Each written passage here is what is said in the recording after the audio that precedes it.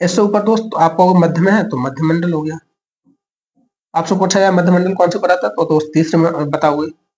चौथी दोस्त आप बताओगे आयन मंडल।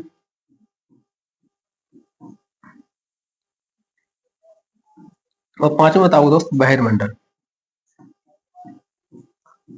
पांचवें कौन से बता रहे हो दोस्त, आप बहिर्मंडल बता रहे हो, ठीक है। ये 5 परत हो जाएंगे।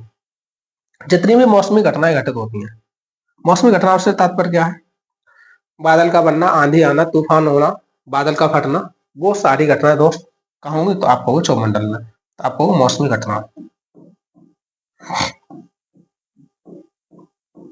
मौसमी घटना, ठीक है दोस्त। आंधी तूफान, बाढ़, बारिश, बादल फटना, ये सारी चीजें कहाँ होंगी, क्षोमंडल में होंगी। अच्छा दोस्त, जो क्षोमंडल है इसकी औसत ऊंचाई कितनी है तो आपको बताया था 18 किलोमीटर तक। इसकी औसत ऊंचाई 18 किलोमीटर, ठीक। उसके बाद समताप मंडल की ऊंचाई तो आपको 18 से 50 किलोमीटर, 18 से 50 किलोमीटर तक। और दोस्त मध्य मंडल की ऊंचाई तो आप कहोगे कितनी, 50 से 80 किलोमीटर तक, 50 से 80 किलोमीटर तक। आयन मंडल की ऊंचाई दोस्त 80 से 400 किलोमीटर तक। और उसके बाद बहिर्मंडल की ऊंचाई 400 किलोमीटर से ऊपर तक होगी। हाँ तक दोस्त 400 किलोमीटर से ऊपर तक होगी, ठीक है।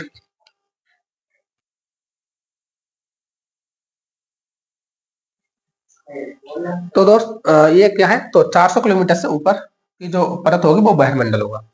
अच्छा, मौसमी घटना इसमें होती है, लेकिन जो समताप मंडल है इससे समताप नाम क्यों पड़ा है तो आप इसके जानेंगे कि जो समताप नाम इसलिए पड़ा है क्योंकि यहाँ पे जो समान तापमान होता है, समान तापमान होता है, तो दोस्त यहाँ पे तापमान हमेशा समान रहता है।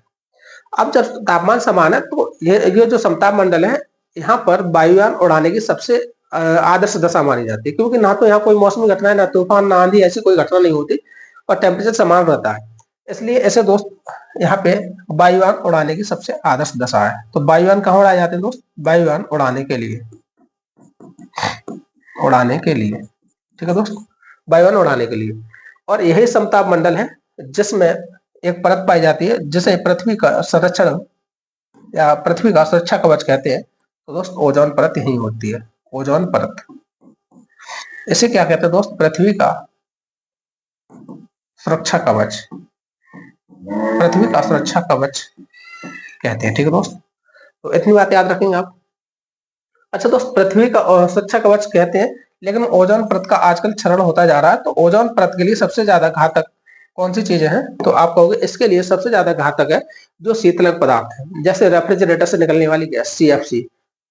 उसके बाद दोस्त आपका हो गया जो ग्रीन हाउस गैसेस है, कार्बन डाइऑक्साइड वगैरह, नाइट्रोजन हो गया। तो दोस्त इस तरह की जो गैसें हैं वो इसके लिए हानिकारक है। हम यहाँ कह सकते हैं ग्रीन हाउस गैस है, ग्रीन हाउस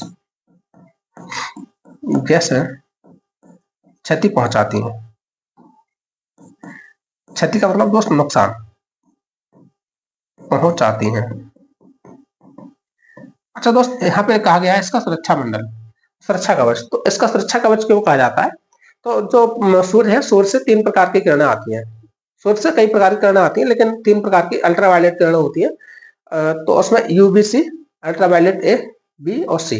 तो दोस्त सबसे ज्यादा जो खतरनाक है वो उनको रोकती है यूवीसी को, यूवीसी को ये रोकती है, ठीक है।